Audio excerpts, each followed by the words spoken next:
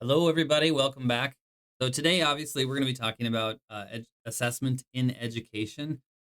This chapter is really going to be primarily for you school counselors. So, it's a really common thing in programs like this for people to, whatever the majority is, which in most cases is a clinical mental health program that here, when there's shared classes between school counseling and rehab counseling and college counseling and other kinds of counseling, oftentimes the minorities feel like, "Ugh, we just don't really get our work explained to us and we feel like we're kind of left out of some conversations." So I've tried to do that, sort of blend them into this class. And previous weeks we've talked about clinical skills when we're very specifically talking about diagnosis, because that's an essential thing for you therapists, you clinical mental health counselors. You school counselors, you are probably not going to diagnose. However, I do think it's helpful to have that knowledge. And like today, we're going to be talking primarily about assessment in education, which is going to be helpful knowledge for you therapists too, to understand how do I integrate or interface with kids who are in school, with parents who have kids in school, and with school counselors who are referring services out. Schools just have a unique culture, and so that's what we're going to talk about a little bit today. The one I'll leave a couple caveats here too at the beginning. This textbook, as I was reading through it, I was like, really, is this how assessment in education actually works? Because it was pretty different than the way I've heard people talk about it. So I'm drawing from the textbook, but I'm also really drawing from other people's experiences and other school counselors who I've met. I'm not one, so I don't have that firsthand experience. But I'm going to do my best to tell you where I think things are accurate and where things I think I just am not sure, and where it sounds like a bunch of baloney to me too. So anyway, let's jump into it. Excuse me. So, first question is, but I'm not a school counselor. Why do I have to pay attention to this? Well, here are a bunch of reasons. And I think even if we don't say explicitly at the very beginning, I think you'll see by the end, oh, this is why it might be important and helpful to have this in my toolbox as I move forward. So I said, even better that you're here paying attention to these other parts of your job that are probably going to come up later. And you're going to say, I wish I would have learned about that. Well, here's your chance to learn about that. So, question: what do people do in a school setting? Um, Here is a list, and there is actually more. If you can see on number 7 up here, on page 368, there's actually like all these various roles that are unique to school counselors about what they do. And we're really going to spend some time in class kind of piecing apart what does this actually look like and how does this work. So I'm going to give you a list here, but it's not going to be complete. But hopefully, it give you a flavor of what it's like to be a school counselor. First and foremost, this one of the things that's not on this list that I hear a lot from school counselors when they talk about their work is the caseload size. When you think about your work as a therapist, if you are a therapist, you might think, well, a caseload with 40 hours a week, a caseload of like 20 to 30 clients is probably average. 30 is kind of high, but 20 is kind of low. Sort of part-time ish sort of thing, but you have a lot more time and flexibility to do other activities. If you're a private business owner, 20 is probably fine because you're doing marketing and billing and taxes and all those other activities as well. But as a school counselor, you're talking probably more like you may be responsible for two, three, 400 kids, 500 kids, maybe depending. So that's kind of a significant difference. And part of the reason that really matters is that that one-on-one time that people become therapists to have, I think a lot of people become therapists, and I say a lot, I don't mean that flippantly. Many of us become therapists because we want to work one on one and have that really deep dive, intimate time with clients to help in those sort of psychotherapeutic ways. And with school counselors, many of you want that as well, but how you facilitate doing that and continually meeting the needs of all the other kids in all the unique ways that schools require is a big challenge. So here's a couple other things that school counselors could do, probably do, depending on the setting and depending on the age. Okay, so there's distinctions there as well. One of them is identifying students with special needs. So it's pretty common understanding. I'm going to clean my glasses while I'm talking here. Pretty common practice for counselors to help with the assessment process for all the kids. One of them is just sort of basic screening. Are you meeting your educational needs? Of course, there are principals and other teachers and things that will help with this process, but just ensuring that people are ready. to move on to second grade when they're in first grade, or move on to 12th grade when they're 11th grade. That's kind of an important thing to assess. Um, in the process, part of that is standardized testing, assessing a whole bunch of kids with limited resources, not always impoverished, but not excessive either. Just there is a limit to how much resources you have, always. And so you have to figure out ways to do that assessment with all the kids, and then figure out, well, for those ones that aren't meeting the benchmarks or ready to move on or whatever, then you kind of want to take a deeper dive to say, well, what's contributing to that? Is it something about their stressful home life? They're experiencing trauma? Is it they have a ADHD and they can't, and the classroom environment isn't working? Is it they just can't pay attention no matter what the classroom environment is? Is it a developmental disability, a behavioral disorder? It's like there's just so many things that kids bring into school with them, and reasons why they may need different kinds of attention or different kinds of teaching or something like that. So identifying that amongst all the myriad of different experiences that people have and reasons why they may not be meeting those benchmarks is an important thing, but it's also a big job. Um, have you mastered the requirements to graduate? I mean, that's kind of like the same thing a little bit, but at the very end stage to say like, can we send you out into the world? Are you ready? Which has you it's different than in a graduate program like this. In our program, at least, I don't know if you guys think about this, but I think about it quite a bit of like, are you ready to join this sort of special professional community in which there are some guardrails? We have a code of ethics and we have some licensing laws and we have those things which really help kind of shape what that readiness looks like. We have a skill set that we evaluate you on and all that kind of stuff. Um, there's some gray area, but there's also a little bit more definition. When it comes to schools, there are complicated laws. Each state has different ones, and now considering more of with the dismantling the Department of Education, more of those decisions are going to go back to the state level. So there's going to be more local-ish politics, state level politics going into that idea of readiness. So those national standards that used to exist and sort of consistency across state borders, that might get a little bit more diffused for better or for worse. I'm not getting into the politics here, but it's just going to change, right? So understanding what those requirements are it's kind of a tricky thing. It's not just a matter of do you fit these professional guardrails. It's are we following our laws? Is this is a cultural conversation that's in the ethos of all of many people's minds, and so there's politics and there's culture and there are um, it's almost like a rite of passage or a stage of life thing too. So it's just a different kind of way of thinking about it. So more discussion on that if you want to have it, but we'll leave it there. Um, some of you may be thinking about as people transition off to college, if a person is on an IEP or an individualized education plan, which we'll bring up again in a little bit, if they're on a specific learning plan, the college environment is significantly different than the high school environment. I won't go into this in depth, but my background as a rehabilitation counselor, specifically working with people with disabilities, and my professional career started in a community college where I helped people navigate that transition from high school to college. It's there's a lot that goes into it. It's more complicated, but basically you can think about it like this: high school is a right that all of us have. It's part of our. I don't think it's part of the Constitution. You correct me if I'm wrong. If you know the Constitution better than I do, but that word gets thrown around a lot, so I'm gonna be a little cautious. But it's been deeply ingrained in our laws and our expectations for a long, long, long time that people have the right to be taught, or um, kids get sent to a schoolhouse or to that was kind of the old way of doing it. But then there's this new way of like kids should be educated, and they have everybody has an equal right to be educated or something like that. Um, and in college, it's not a right that everybody has, it's a privilege that people have. So you can go to college if you pass their exams and if you get accepted. And when you go to college, you don't just get IEPs, you don't just get special education services, you don't get that kind of support. You have to advocate for it and you have to go make sure it's put into place. And there's a lot more required of the individual person to sort of speak up for themselves and stand up for what they need and get their needs met.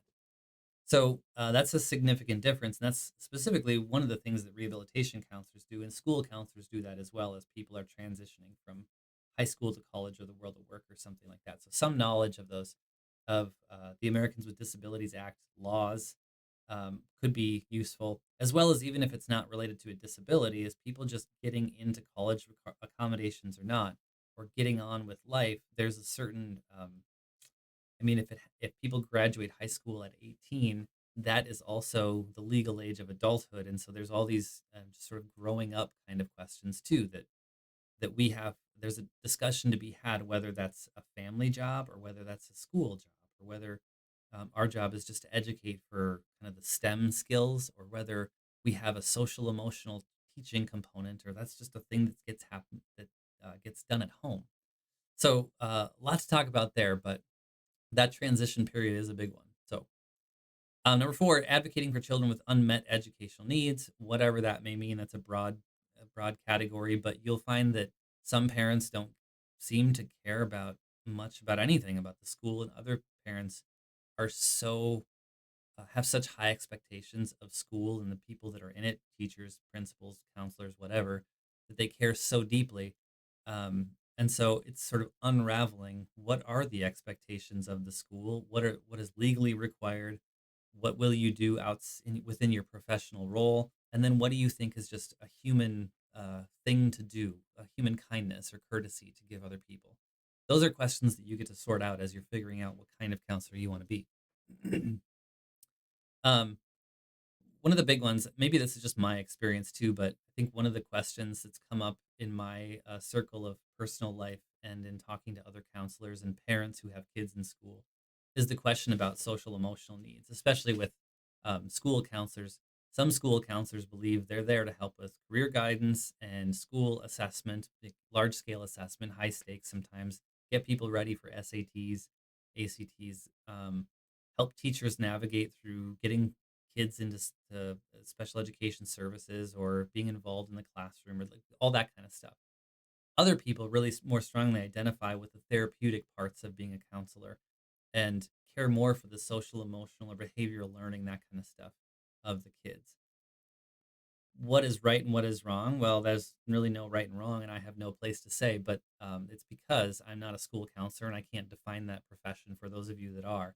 But there is a question or a conversation to be had about what are unmet educational needs and what are unmet needs of the home that we can or cannot participate in. So, discussion to be had there. Number five should probably be a little bit obvious, I think, but coaching parents about their legal rights also means coaching parents about the legal limitations. So, the individual what is IDEA? Individual with Disabilities and Education Act, I believe that's it.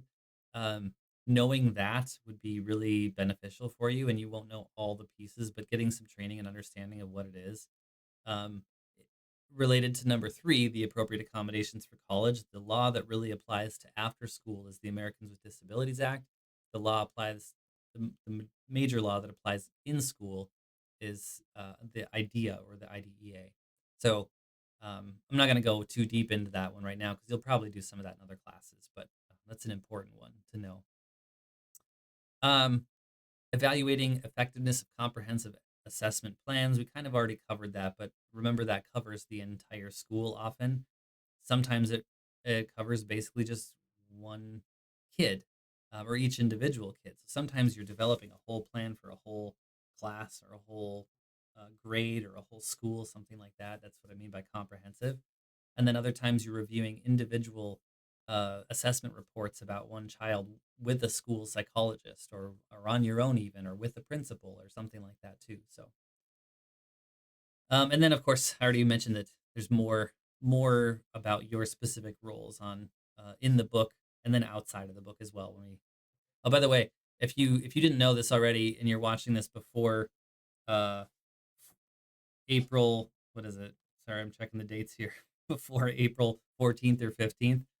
Next week, we're going to have our very own Jen, who's going to come in and talk about school counseling because she is a school counselor. She's going to help us kind of piece apart some of this and what is realistic to expect and what are some of your roles and that kind of stuff. So you'll get more of this too. When in doubt, when you know your limitations, you call in the experts. And so I'm calling in the expert. Also, she's there to do my evaluation, my peer evaluation. So she's going to tell me if I'm a good or bad teacher. She doesn't say it that way, but she's going to help me know how I can help you best. And I think one of the best things I can do to serve you is know when I can't serve you and help get people in to talk about it. So she's going to kind of wear a few different hats, as she does. She does very well too. Um, we already talked about number three, basically, so I'm going to skip over that mostly. But when it comes to wide scale assessment, the reason we do those assessments is to make decisions about individual kids, as well as what kind of uh, principals are administrators of schools, and they have to make financial decisions about where do we put our resources, and knowing how many kids are going to need resources, really important information for them. So when we discuss assessment about who are we writing this assessment for, who are we really serving here, of course it's our clients and our kids and the people that are the subject to taking them, who the information is about, but it's also about programmatically how do we run these a school or a counseling program or a grant opportunity or a city program or whatever it might be.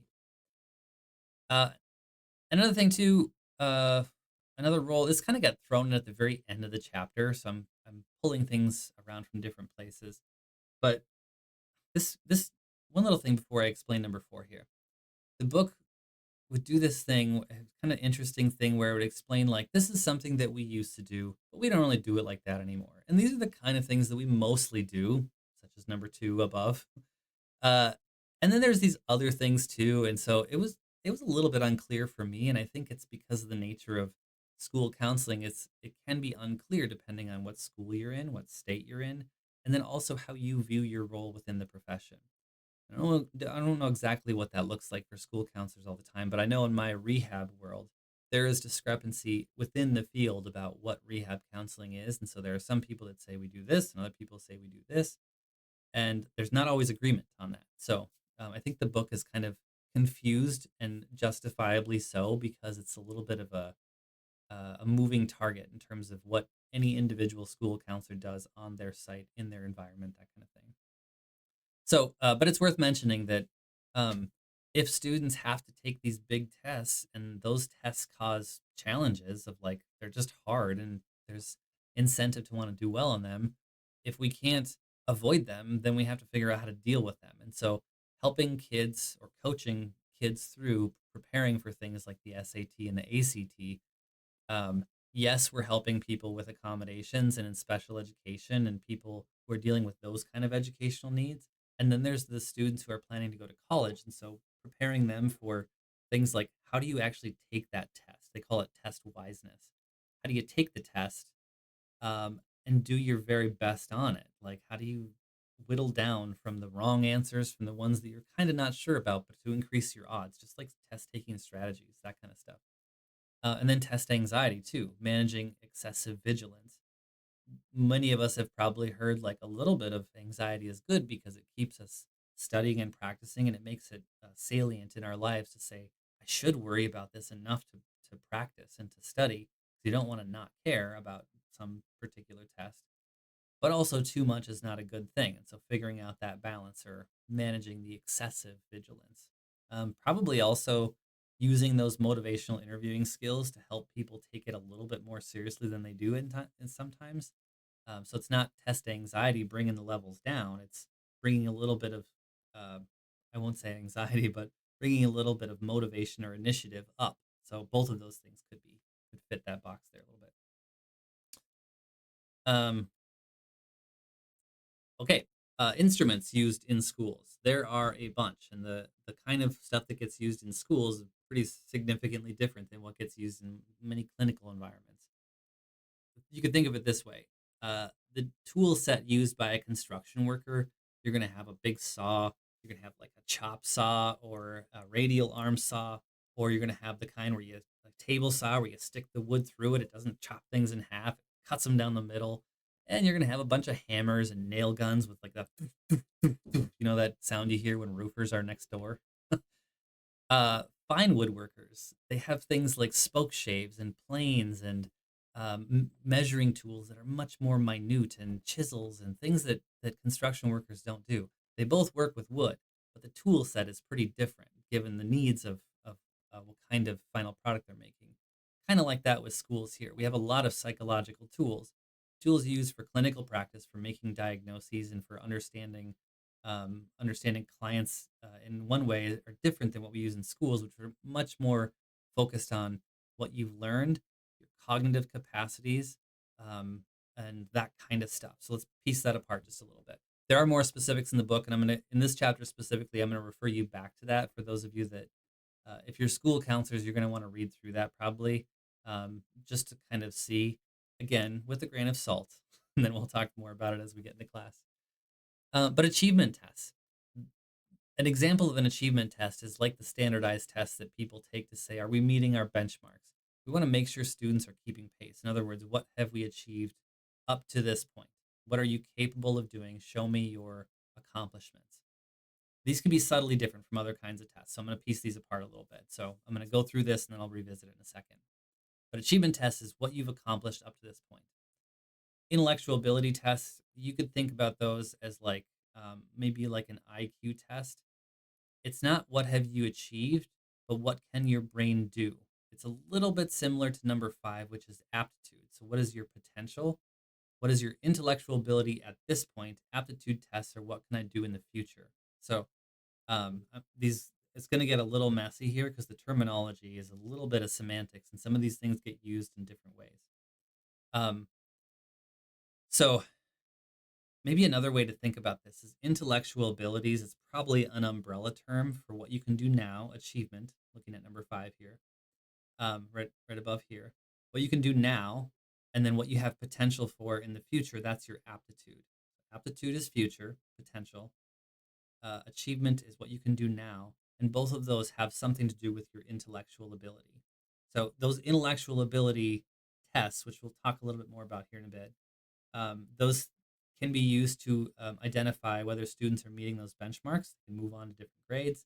They can be used to find gifted and talented students, which we'll talk about in another slide here. Who are the people at the top end of the normal curve, and then who are those people with different disabilities of various different kinds. So it's not the bottom end of that normal curve. It's who have different understanding in different ways depending on what the normal curve is. So we'll get into that too in a bit. Readiness tests are a little bit similar to all those things too, but it's just like, am I ready to move on to another grade? I guess this does feel just like a little bit of semantics, but like one of the things that's happened over the course of the last, I don't even know if this is completely accurate, but we'll just say 50 years, is there's been much more acknowledgement of school. If school traditionally starts at kindergarten, but we're recognizing that people's learning starts so much earlier than that, if not, in utero even. So is it our social responsibility to provide learning opportunities to make sure students are ready to go into kindergarten, and not just kindergarten's the beginning, but that's another stage. So things like Head Start programs, there is testing to make sure that people are ready for public school, ready to go into public school to learn the kind of competencies that kids are learning in kindergarten, or pre-K, even that kind of stuff. Those would probably fall into categories of some kind of intellectual ability tests or achievement tests too. That probably fit that explanation. Now that I'm looking at this, I might change around the way I have these structured and maybe make an infographic to show that umbrella stuff. Admissions, the SAT, the ACT, and the PSAT, and I'm gonna say PLAN. I don't even know what that is. Somebody can look it up and learn me a few things. But those are very specific and unique tests that serve a very specific function. They're not kind of like your all-purpose tool. Like if you're a woodworker, it's not a saw or a hammer. This is a very specific tool for a very specific thing. I can't speak to the PSAT or the PLAN, which I should have probably done my due diligence and looked it up before, so I didn't look like an idiot. On Recorded on camera to drop into the annals of YouTube history, which exists forever apparently, or something. But I don't know. Do I care? Kind of, but also no. So somebody can help me learn what that is, because I rely on you guys as a community as much as I rely on myself to be competent and capable and know as much as I can and forgive myself for what I don't. So anyway, side note. But the SAT and the ACT are two different competing versions trying to do the same thing. Different companies, different tests. But essentially, the purpose of either one of those things is to say, what's the potential likelihood that you will be successful in college? So it's not an achievement test, not what you know now. It's not meant to test will you know what how smart are you? It's not an intelligence test like that. It's to say, what is your potential to be successful in college? We don't always understand that, and the numbers get used in a very different way. In other words, the tool that's meant to hammer things is used to screw things. It's just not supposed to be that way, but that's how we mostly understand it. That can be a helpful thing to talk to kids and parents about. Is like, if you have a high score, it doesn't mean you're necessarily smarter than your peers, because there's lots of different kinds of intelligence.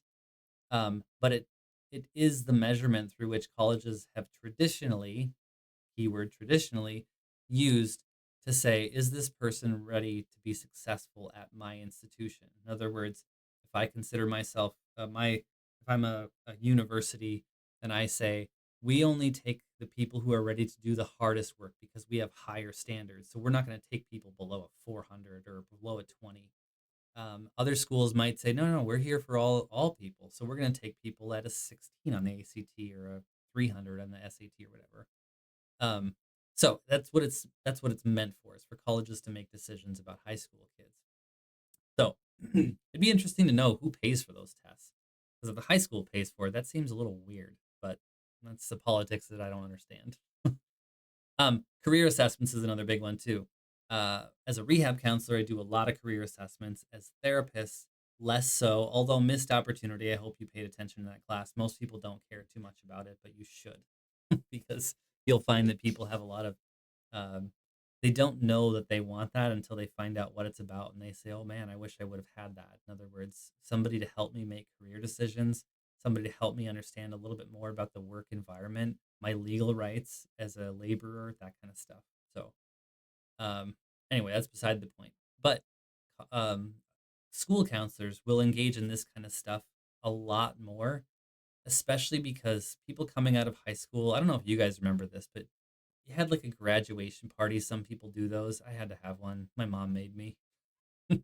And to this day, I'm like, you put together all those pictures on that piece of poster board and made lemonade, and I was so sullen and sulky about it. I was like, oh, this is so stupid. But now I wish I would have been a little bit kinder about it. But anyway, you go do those things, and everybody asks you this question: well, what are you going to do next? Are you going off to college? Or are you going to go get a job? Whatever. And in high school, some of us were like, oh my gosh, if you could just please stop asking that question. We all hated it.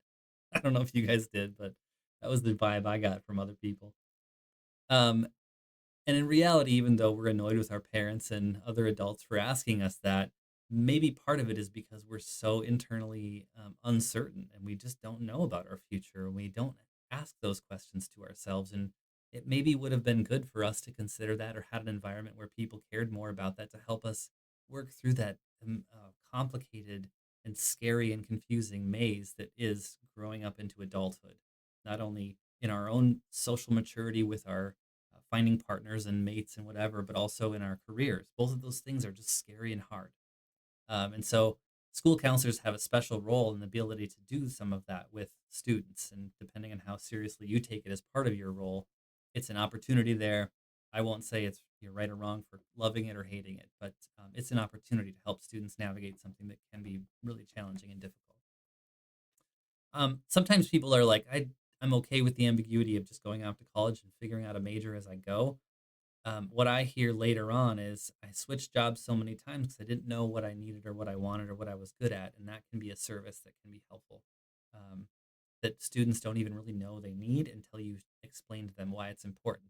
Just like as adults, sometimes we explain things to kids. This is something you is good for you and you don't understand it. So please eat your peas and your broccoli. I know you hate it and I know you think you can live life on candy, but it's just not something that is good for you.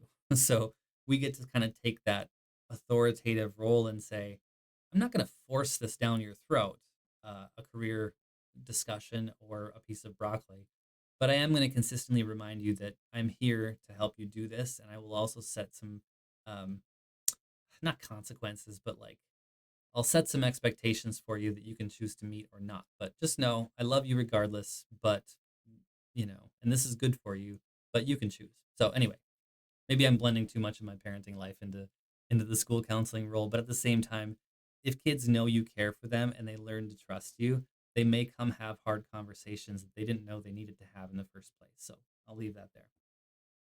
And then finally, it's a little separate because this isn't a specific kind of test for individual students or like the specific tools.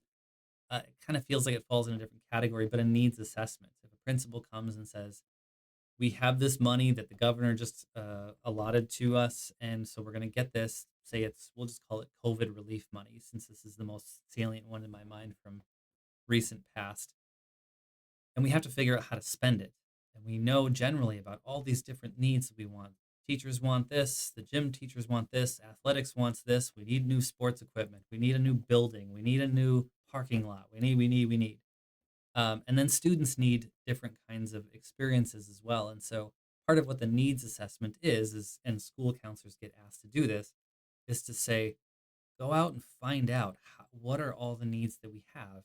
And then how do we make decisions about what's important and how much these things are going to cost and that kind of stuff. So it's not about someone's intellectual capacity or their learning abilities. It's about helping administrators and teachers and parents say, here's the information we need to make decisions about what we prioritize in our community and in our schools. So I'll leave that one there, but that's a big conversation that you'll have a whole nother class to talk about, which is program evaluation. Needs assessment falls into that category. Okay. Um, Slide this down so you can see what's behind it. But assessing specific learning disabilities, this is kind of a more niche kind of thing that you'll do, and you'll do plenty of this as a school counselor. Um, there are different kinds of learning disabilities, and I'm not going to go into all of them. That's kind of for a different class, probably. But some of the things that, at least, sorry, keep, apparently I'm having an issue here. Need a bio break to take care of my biology. Just a swallow, I think will do. Oral expression, conveying ideas verbally, listening comprehension, or listening and understanding words, questions, and instructions. These are separate skills. And I don't know about you, but I don't always think about these very intentionally because my job just doesn't require it that much. As a school counselor, you will want to think about this because what somebody understands up in their head when they hear it given doesn't. Let me say it this way: when you guys are sitting in class and I'm sharing information to you, this is information that I learned and I had to figure out how to internalize it and then how to speak it back to you. And sometimes we hear things from other people. We watch TED Talks and YouTube videos and listen to professors, and we can take it in and we're like, yeah, it makes so much sense. And then we try and repeat that to somebody else, and we're just like, wait a minute, okay, how does this work again? It's kind of like that old saying people say, if you want to know if you really learn something, try and teach it to other people, something like that. There's a difference between oral expression and listening comprehension. You can hear things, but you may not be able to repeat them verbally. Or written expression. You can hear things, but you may not be able to write it down back to somebody. So these are different things. We don't often think about this, or at least I don't. So basic reading skills, the ability to decode words. Most of us have heard the term dyslexia or something like that. It's not always switching letters around. Sometimes it's seeing words differently, and there's lots of different kinds of ways um, to understand what dyslexia is.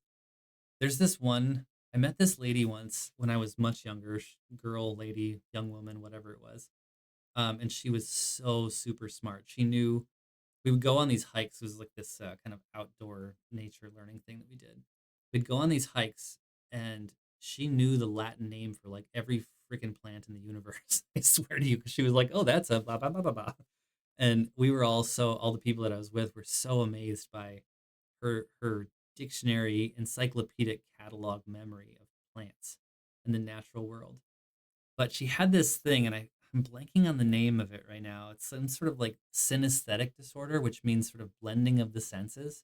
And I forget what it was called specifically, but when she would look at certain letters, she would see colors in her mind.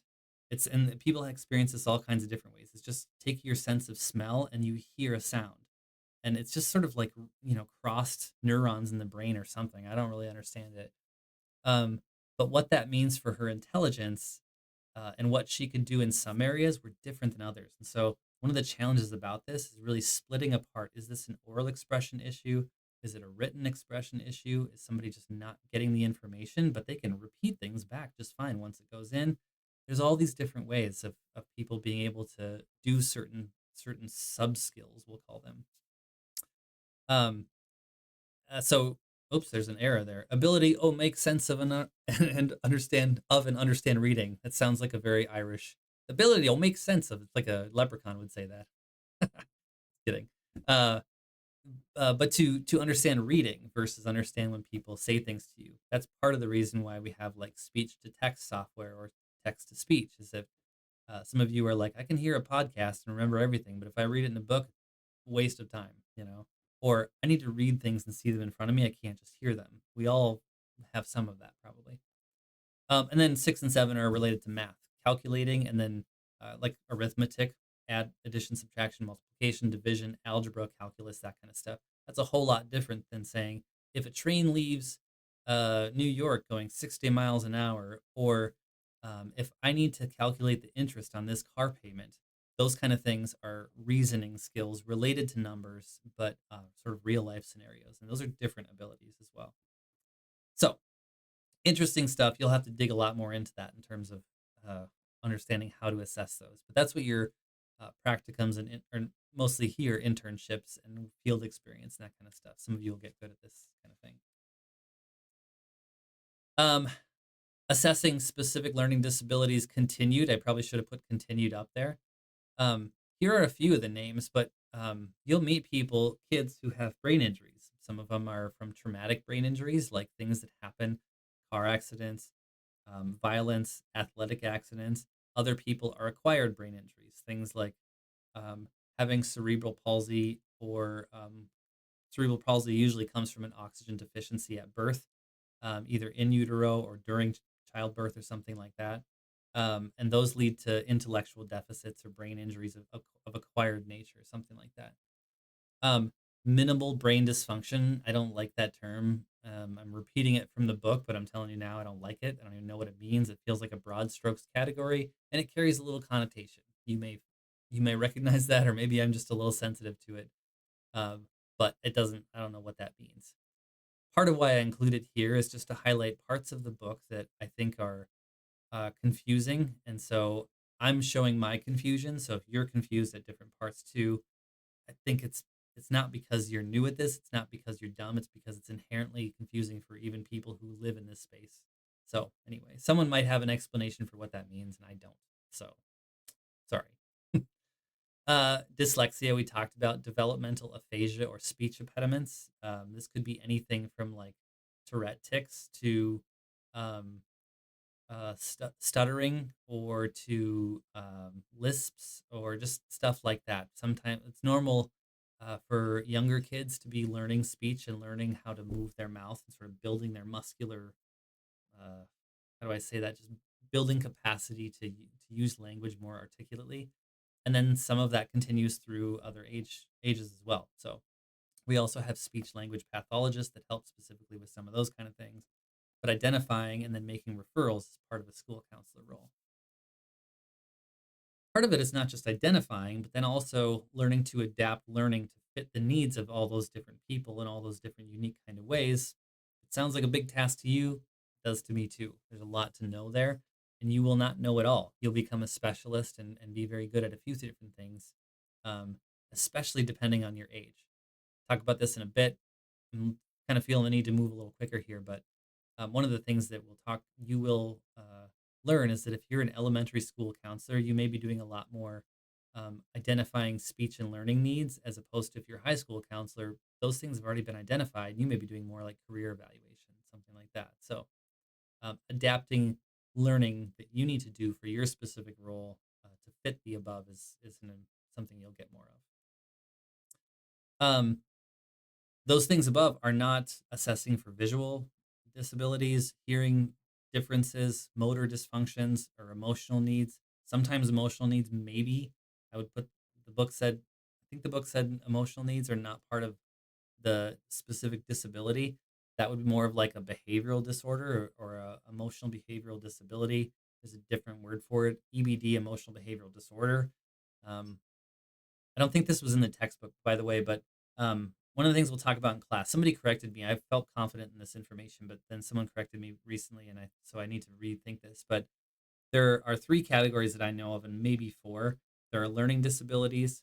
Uh, uh, so LD is a classification. Developmental disabilities is a classification for disabilities in school, and then emotional behavioral disorders, which is a sort of a different classification. So there's sometimes they all go into the same classroom, special education classroom. Other times they're separated out based on unique needs for like recess time and homeroom time. And teaching math to somebody with a learning disability is a lot different than teaching it to someone with a developmental disability or behavioral disorder. So anyway, there's if that's if you know more about that or if that's confusing, I went through that really quickly, so we can talk more about that later. But uh, this last half of the slide here, the old way and the new way, I hesitate to even talk about this. I think it's important, so I'll give it a few seconds. But this is kind of controversy that I'm not really that well informed about, to be honest.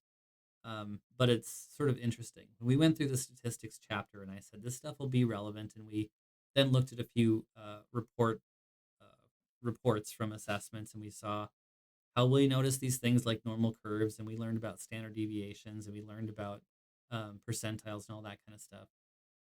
Here's one way in which some of those standard deviations are used to make larger scale decisions, not just individual diagnostic decisions.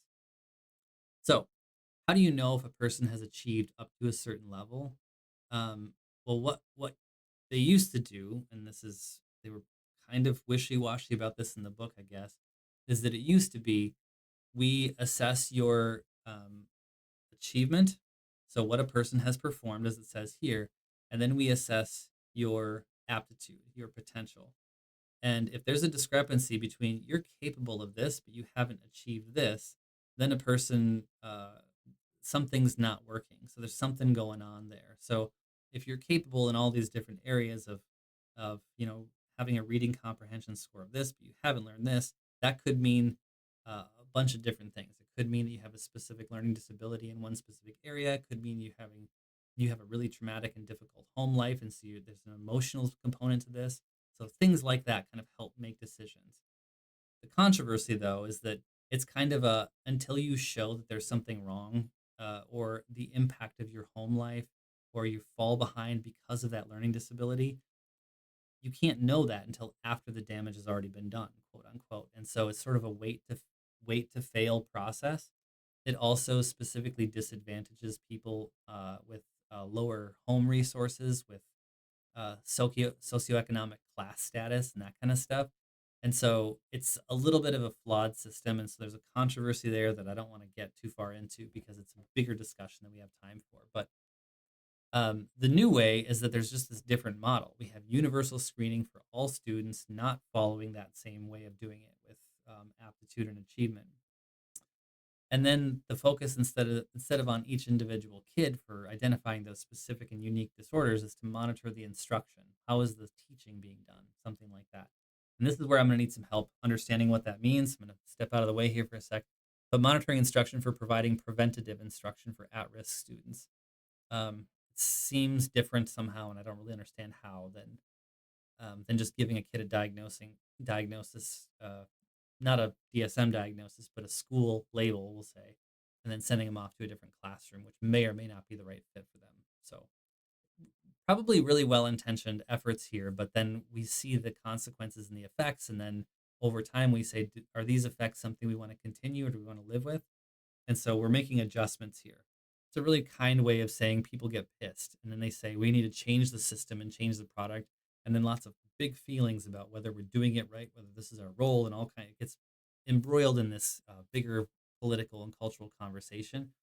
But I see this as an attempt to really try and serve kids the best way. It's just that we disagree on values and what the best way really means. So and then there's, I already said what IEP stands for is Individualized Education Plan. In other words, if you as a child don't learn the same way that everybody else does in the same curriculum that teachers teach for all the kids, then you need individualized plan to teach to your specific needs. That's what that is.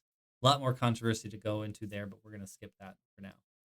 One thing I will say here that the book made mention of, if I can do this point without my fingers getting cut off, is that for those of you therapists, if you have children, probably at some point in the career of many of you, you'll have a parent who comes in and says, "My kid's learning in a different way. They have um, some neurodivergence or some challenge going on at school, whether it's a disability, or whether it's a normal life circumstance, or whether they're getting in with the wrong crowd or whatever it is." And parents want to be able to do something, even if it's advocate for an IEP, or if it's just to talk to the teachers about the behavior that's going on in classroom, or all kinds of different things. You may be able to help kind of navigate through what that's like and help share, based on this kind of information, share expectations about how schools work and give some context, because it's so easy for parents to get mad and defensive and protective, because we need to be protective as parents. And yet, how do we protect our kids but also give them opportunities to learn and grow, and then also maybe trust or distrust, depending on whether the school or individuals in it deserve our trust, or whether they've shown they don't deserve our trust and we need to protect our kids in our own way. Those are parenting decisions that you therapists might get to participate in. So I'm going to check to see how many we got. We got a crap ton left, so I'm going to move through this one pretty quick. uh by crap ton, I mean three. That's not a crap ton. So, assessing giftedness. Said earlier, this is sort of on the high end of that spectrum. If you look at number two here, this is an example. Not all of them follow these benchmarks, but if students score at least two standard deviations above the mean, so just say we have a T score and our mean is 50, two standard deviations above might be something like 93, 94, 95, 95th percentile, something like that. They score on that test. Sometimes what happens is those students get so bored and so like this is so easy, and that creates social challenges, but also learning challenges, because they don't want to deal with this stuff. It's a complete side note, but I listen to a lot of like cybersecurity podcasts and people who are sort of computer literate. And one of the stories that comes up a lot of the times, there's kind of two versions of it. One of them is that computers were my safe zone, and I wasn't academically inclined. So I learned computers because there was just trauma and pain elsewhere, sort of emotionally. And then other people who are so super smart that they're like, computers provided a challenge for me that fed a need that I just couldn't get in school, because I was so bored doing multiplication and I already started coding when I was 16. You know what I mean? So, um, identifying these gifted students helps avoid other challenges and stimulate them in a way that helps them learn in a constructive and productive way. Different types of tests to learn about this. I'm going to leave this kind of for you to read through in the book, but because we've kind of already covered these a little bit, it's just how they get used is sort of different and unique. But cognitive ability, academic ability, creative thinking ability, and visual and performing arts ability. So I think what we're trying to do here is really capture more of that. This isn't just reading and math. There's other kinds of learning too that we want to capture and assess, specifically the creative kind of stuff. So it's one thing to test in a standardized way people's ability to do STEM skills. It's another thing to say, but you can draw like a boss. So we need to cultivate that. So you can see more examples on page 380, exercise 16.1. When I talked earlier about taking your identifying your role as a school counselor as a little bit more like a therapist, or whether you're more of like a school administrator helping facilitate big decisions and administrative decisions, some of you are going to see yourselves a little bit differently on that. But the book doesn't really do a good job of talking about the school counselor as a a social emotional support, somebody who builds trust in relationships, in which a lot of you talk about your future roles in ways that I think that resonates with you. But the book doesn't really do that. It talks more about that administrative decision making and assessing the intellectual capacities of people, stuff like that. Not so much about developmental life stages, about the typical, you know, one of the things that teenagers do is they get interested in boys and girls. And so those kind of discussions are part of what a school counselor does, and how competent and capable you are and how much you see that as your role. Those are part of those sort of social emotional needs. Dealing with things like ACE scores, the book doesn't really talk much about that, um, because of some controversy, maybe. Your role and how involved you are with home environments. When I Also trauma, poverty. So these are bigger social issues. What your role is, when I hear school counselors talk about their specific role, I hear things about these a lot. And this is part of that bigger controversial public discourse. It's about what is the school counselor's role in a person's economic well-being outside of the school. Can they help get resources for families? Is that their thing, or are they just there to help them learn what goes on in the classroom? Much bigger conversation, and the book just kind of doesn't do that. And it may be no fault of the authors, but I think it's kind of a missed opportunity to resonate with what really happens in school. So conversation to be had there. I already mentioned about emotional needs, so we'll skip number two. The last thing I'll say about assessing, this is doesn't I added in the parts number one and two because I think the book missed them. But what the book does do is talk about school environment. So it kind of sounds a little bit in that territory of like doing a needs assessment, assessing the physical spaces. Are these conducive to people's learning, to students learning? Um, are there needs there that are being met, or that students aren't getting what they need because of their specific circumstance, whatever? Um, is there adequate supervision of spaces? Think about like a playground. Do we have enough people out there to help kids figure out how to interact with each other behaviorally? Uh, I'm not saying anything about my school in Wisconsin because I think they do a relatively good job, and I really don't know exactly what how this works on their playgrounds. But kids get into some stuff, you know. And sometimes you wonder, like, you have what kind of black market economy for trinkets? You know, the kids are trading Pokemon cards for a little gem. You know, like a completely in my adult mind, valueless piece of plastic shaped as a ruby will get traded for a $15 coin that some kid bought on vacation with their parents. You know, like if the kids are just like, I'm thinking I like that plastic right about now. You know what I mean?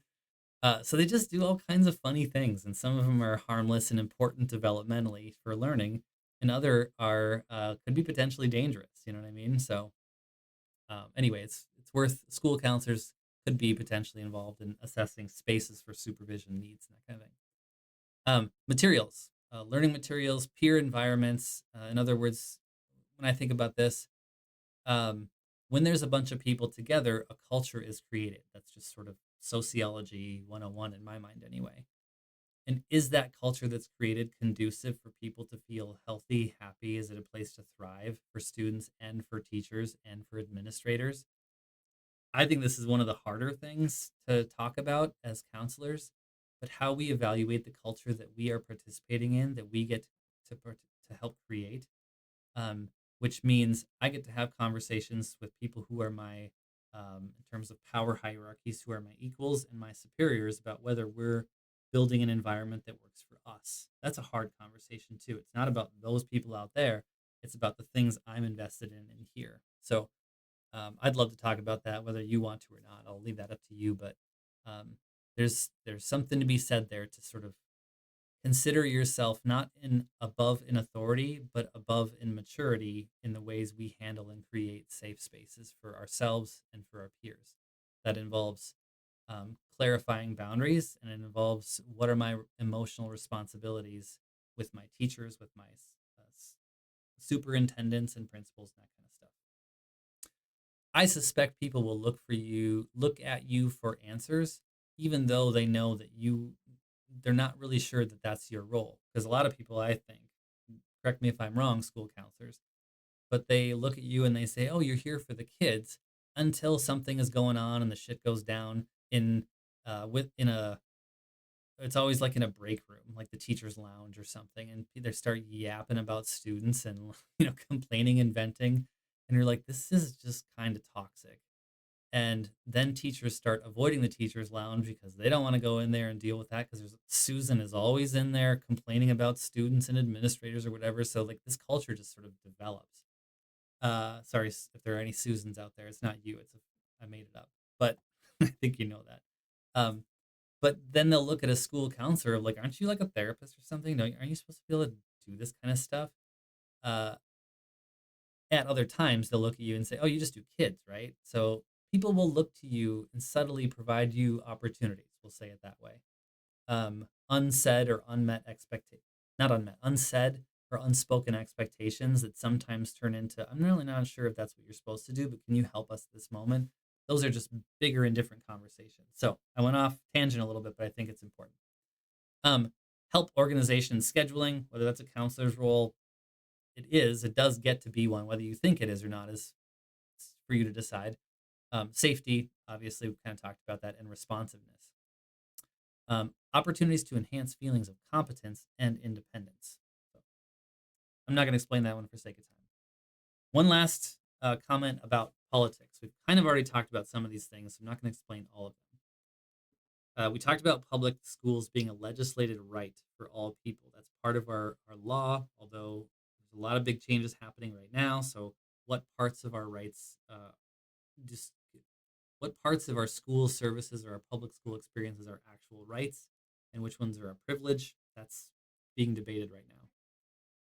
State and federal funding contribute to the welfare of the public good. That's what they do. And so, one of the reasons we have school counselors and why school counselors are involved in so many of these large, high stakes decisions that are being made for schools and individual students is that because the money comes from the state and the federal government, those people who are saying we should spend money on this, but we want you to let us know if our money is being spent wisely. In other words, how are students doing? Are they learning? Is the environment safe, et cetera, et cetera? That kind of information helps decision makers, the people who are in political power, make those decisions. So schools, in some way, we hate this, but another way, it's important that schools share information about how they're being held accountable for the money that's being given to them. So, showing how effective the school is, how effective teachers are, how much students are learning, how effective the, uh, the money that comes back in from the community based on sporting events or whatever that looks like. It helps make decisions. Having good data helps make decisions. And what I hear from most school counselors is you will be working with data and probably lots of it because of this reason, because it's important. Whether we love it or not, it's part of the reality. So you get to control your attitude about that and decide whether you want to choose to try and like it or at least tolerate it or whether you're going to just hate it always. So opportunities there. And the politics, I think for the sake of time, I'm just going to skip over these, but I will mention some of the big controversies, which is in 2001, George Bush passed the No Child Left Behind, which basically means if schools are not teaching students, we're going to measure students to see if they're performing. And if schools are performing, they'll reward that by giving them funding. And if kids are not performing up to standard, we're not going to reward that, which means, well, I won't say what it means, but that then led to changes and amendments to things and like new acts altogether, new bills. In 2015, the Every Student Succeeds Act kind of still did similar things, but added additional elements instead of just using standardized test scores to assess student, teacher, and school performance to make funding decisions. Other things were assessed like school climate. I don't know if this is true or not, but I'm going to guess here, so take this with a grain of salt. But taking into consideration the geographical environment, the poverty levels, the economy of the surrounding schools, and just considering some broader needs, which I think is probably a wise thing. Putting too much stock into one specific kind of data is probably not very wise. But that's not a political statement. That's just for me as a counselor saying, seems like you should ask more questions, something like that. And then, of course, embroiled in all of that are these high stakes testing puts pressures on schools. The question is, does it make them perform better? Is more testing the answer to help students do better? Well, because they need information and decision makers need data, but is more of that assessment helping people thrive? Some of you have heard me say this, but um, living in an environment where you're constantly being assessed is not a place to thrive or something like that. So you can read more about that. You'll get more of that in other classes too. So there it is. We're all done. So I will thank you for being with me and thank you for paying attention. I know if you followed the class thus far, you're tired and you're exhausted and you're just ready to take breaks. And I talk fast, and this is coming up on an hour of information. There's a lot of it. So whatever you've been able to take in, whatever you find valuable. I just appreciate you making the efforts.